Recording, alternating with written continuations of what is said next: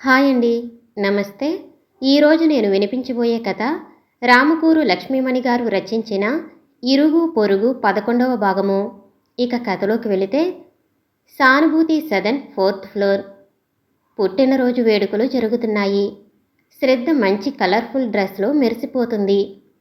ఫ్రెండ్స్ని పిలిచింది తన పుట్టినరోజు పార్టీకి. 8 సంవత్సరాలు నిండుతాయి.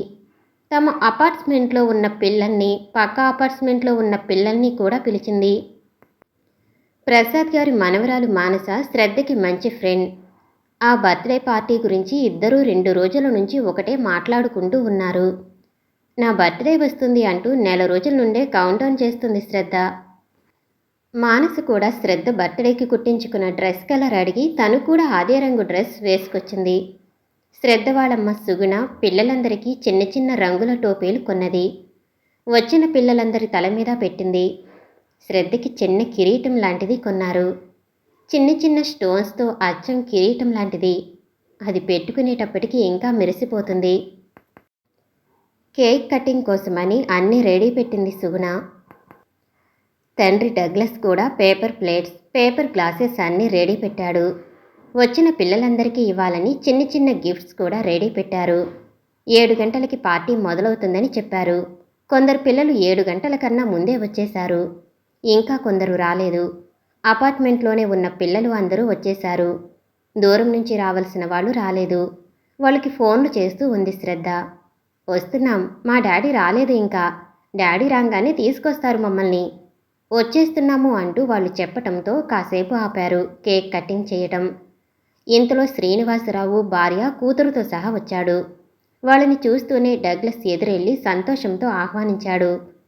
శ్రీనివాసరావు కూతురికి కూడా శ్రద్ధ వయసే. వస్తూనే ముందు శ్రద్ధ దగ్గరికి వెళ్ళిపోయి ఆటల్లో కబుర్లలో మునిగిపోయింది. శ్రద్ధ పుట్టినరోజుకి పిల్లల్ని పిలిచారు. ఒక శ్రీనివాసరావు మాత్రం ఫ్యామిలీతో సహా వచ్చాడు. అతనికి ప్రత్యేక ఆహ్వానం. డగ్లస్కి శ్రీనివాసరావుకి మంచి దోస్తీ కుదిరింది. వాళ్ళు ఒకళ్ళింటికి ఒకళ్ళు వెళ్లేంత స్నేహితులు అయిపోయారు.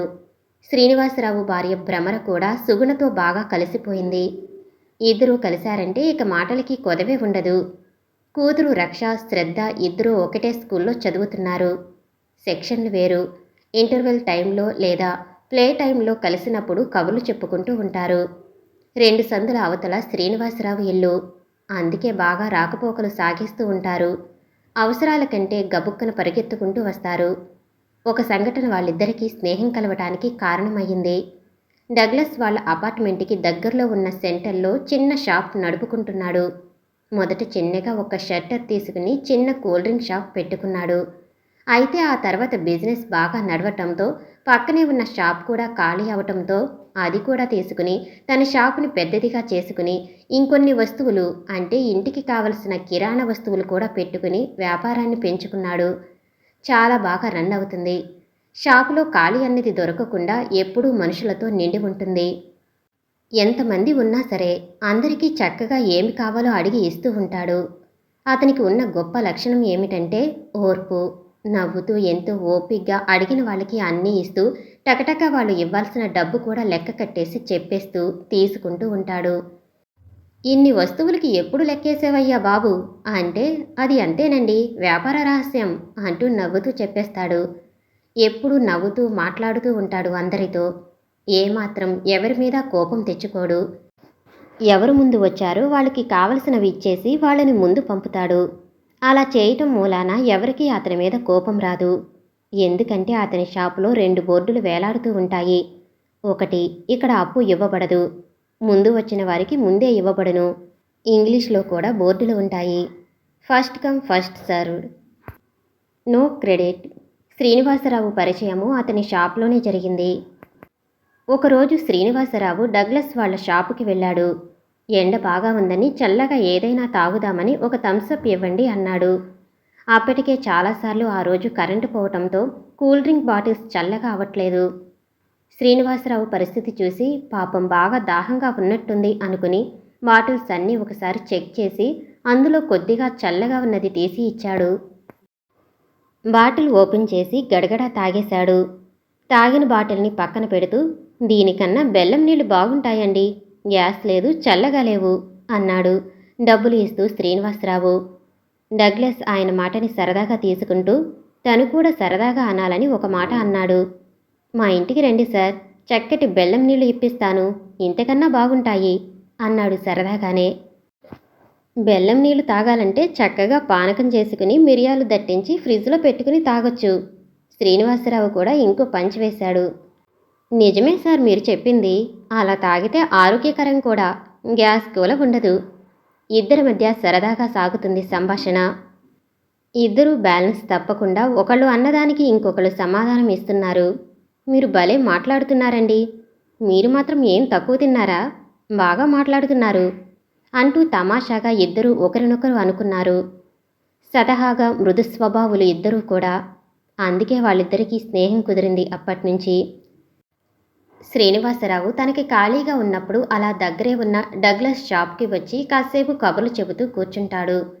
వారి స్నేహం ఒకరి ఇంటికి ఒకరు ఏదైనా ఫంక్షన్ ఉంటే పిలుచుకోవడం వరకు వెళ్ళింది.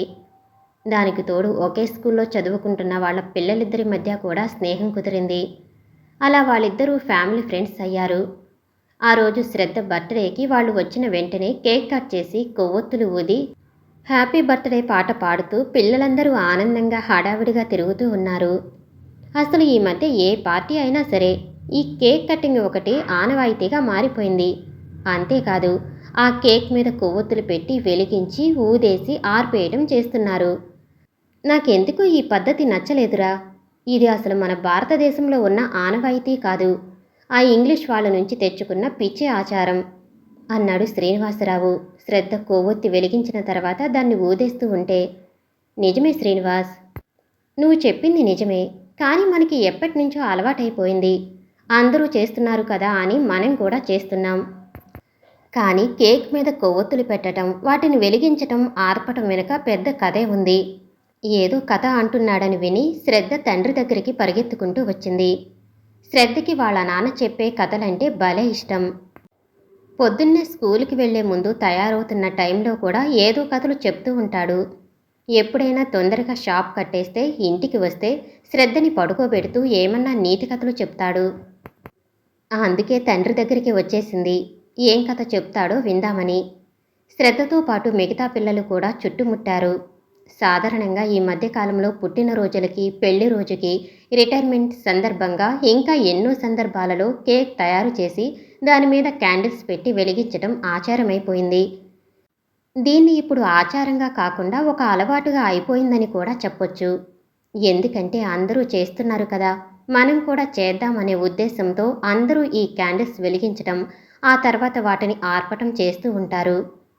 పుట్టినరోజు వేడుకలకు పిల్లలకి కొంత వయసు వచ్చే వరకు వాళ్ళ వయసును బట్టి అన్ని నెంబర్ క్యాండిల్స్ పెట్టి వెలిగించడం జరుగుతుంది. వెలిగించటం వరకు ఓకే, బట్ ఆర్పటమే బాగాలేదనిపిస్తుంది నాకు అన్నాడు డగ్లస్ మాటలకు అడ్డుపడుతూ శ్రీనివాసరావు. ఒక సాంప్రదాయ కథనం ప్రకారం పూర్వం గ్రీకు దేశస్థులు ఆర్టెమిస్ దేవత అంటే గ్రీకుల చంద్రదేవత యొక్క పుట్టుకను గుర్తు చేసుకోవటానికి, ఆరాధించటానికి కొవ్వొత్తులను వెలిగించేవారట. చంద్రునికి ప్రత్యేకం కాబట్టి గుండ్రటి కేకులను తయారు చేసేవాళ్ళు. చంద్రకాంతిని సూచించటానికి కొవ్వొత్తులు కూడా పెట్టడం జరిగిందట. అలాగే 1881వ సంవత్సరంలో స్విట్జర్లాండ్లో కొవ్వొత్తులను ఊదటం ఆనవాయితీగా మారింది. ఆ కాలంలో మిడిల్ క్లాస్ ప్రజల్లో అనేక మూఢనమ్మకాలు ఉండేవి. పుట్టినరోజు కొవ్వొత్తులకు ప్రతీకాత్మక శక్తి ఉందని, చెడు ఆత్మలు వారి పుట్టినరోజున అక్కడికి వస్తాయని, అందుకే పుట్టినరోజు వ్యక్తిని రక్షించటానికి కొవ్వొత్తులు వెలిగించి వారి కుటుంబ సభ్యులు, స్నేహితులు చుట్టూ ఉంటారని, అప్పుడు ఆ పుట్టినరోజు జరుపుకునేవారు దుష్టశక్తుల నుండి రక్షింపబడతారని పూర్వకాలంలో నమ్మకం ఉండేది. ఇలా మరెన్నో మూఢనమ్మకాలు కలిగి ఉండేవారు ఆ కాలంలో. అవి అన్నీ మన భారతదేశంలోకి కూడా నెమ్మదిగా ప్రవేశించాయి అన్నాడు డగ్లస్. పిల్లలందరూ శ్రద్ధగా విన్నారు. వాళ్ళకి కొంత అర్థం అవలేదు, కానీ కొంతవరకు అవి నమ్మకాలు ఎప్పటినుంచో వస్తున్నాయి అని మాత్రం అర్థం చేసుకున్నారు. ఇంతలో మానస ముందుకు వచ్చి, కొవ్వొత్తులు ఆర్పటం కరెక్ట్ కాదు అని ఎందుకన్నారు అంకుల్ అడిగింది. శ్రీనివాసరావుని ఉద్దేశించి ఆ విషయం చెప్పకుండా మర్చిపోతాడేమోనని గుర్తు చేసింది. ఎందుకంటే ముందు ఈ విషయం చెప్పండి, మన చుట్టూ ఎన్నో సూక్ష్మక్రిములు ఉంటాయని మీకు ఎవరికైనా తెలుసా? సూక్ష్మక్రిములు అంటే మైక్రో ఆర్గానిజమ్స్. ఓ తెలుసు అంకుల్, నాకు తెలుసు, మా సైన్స్ లెసన్లో వచ్చింది అందరిలోకి పెద్ద క్లాస్ చదువుతున్న అనుష్క సమాధానమిచ్చింది. అవి ఎన్నో లక్షల సంఖ్యలో మన చుట్టూ తిరుగుతూ ఉంటాయి. మన చుట్టూనే ఉంటాయి. అంతేకాదు మన నోట్లో కూడా చాలా ఉంటాయి. నోట్లో ఉంటాయా? ఆశ్చర్యంగా ప్రశ్నించింది మానస. అవును ఉంటాయి. మనం ఆవలించినప్పుడు, తుమ్మినప్పుడు అవన్నీ గాల్లో కలిసిపోతూ ఉంటాయి. అలాగే క్యాండిల్స్ ఊదినప్పుడు కూడా అవి కేక్ మీద పడతాయి. మన చుట్టూ ఉన్న వాళ్ళందరూ ఊపిరి తీసుకున్నప్పుడు కానీ, నోరు తెరిచినప్పుడు కానీ వాళ్ళ శరీరంలోకి ప్రవేశిస్తాయి. క్యాండిల్స్ ఊదే వాళ్ళ నోట్లోంచి వచ్చే క్రిములు అనారోగ్యాన్ని కలిగించేవైతే అవి చుట్టూ ఉన్న వాళ్ళకి కూడా రోగాల్ని కలిగిస్తాయి. అందుకే క్యాండిల్స్ వెలిగించి వాటిని ఊదటం ఆరోగ్య పరిస్థితుల దృష్ట్యా మంచిది కాదని, అనారోగ్యకరమని ఈ మధ్య పరిశోధనలు చేసేవాళ్ళు చెప్తున్నారు. కాబట్టి క్యాండిల్స్ వెలిగించి ఊదటం అనేది మంచిది కాదని నేను కూడా చెప్పాను. ఇది నేను చెప్పింది కాదు, శాస్త్రజ్ఞులు చెప్పిన విషయం. నిజమేరా శ్రీనివాస్, నువ్వు చెప్పిన దాంట్లో నాకు నిజం ఉందనిపిస్తుంది. ఇక మీదట క్యాండిల్స్ వెలిగించి ఊదటం అనేది ఆపేద్దాం. అవును అవును, మనందరం కూడా మన పుట్టినరోజు నాడు క్యాండిల్స్ వెలిగించి ఊదటం చెయ్యొద్దు. హాయిగా కేక్ కట్ చేసుకుందాం, తిందాం. పిల్లలందరూ ముక్తకంఠంతో చెప్పారు. ఓకే, పిల్లలందరూ రండి, మీకోసం తినుబండరాలు, ఐస్ క్రీం రెడీ పెట్టాను. వచ్చేయండి వచ్చేయండి అంటూ సుగుణ పిల్లలందరినీ ఒక దగ్గరికి పిలిచింది. వాళ్ళందరూ చక్కగా లైన్లో కూర్చున్నారు. అందరూ చక్కగా బుద్ధిగా తిని వాళ్ళు తిన్న పేపర్ ప్లేట్స్ అన్నీ డస్ట్బిన్లో వేసి కూర్చున్నారు. డగ్లస్ పిల్లలందరితో మ్యూజికల్ చైర్స్ ఆట ఆడించాడు.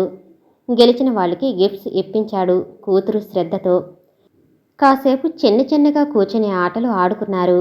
అందరికీ ఏదొక రూపంలో గిఫ్ట్స్ వచ్చేటట్లు చేసి అందరికీ ఇప్పించాడు. శ్రద్ధ అందరికీ ఐస్ క్రీం కప్పులు ఇచ్చింది. పిల్లలందరూ తినటం అయిపోయాక కాసేపు పాటలు పాడుకున్నారు.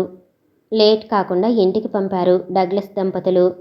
కాసేపటికి శ్రీనివాసరావు వాళ్ళు కూడా ఇంటికి బయలుదేరారు.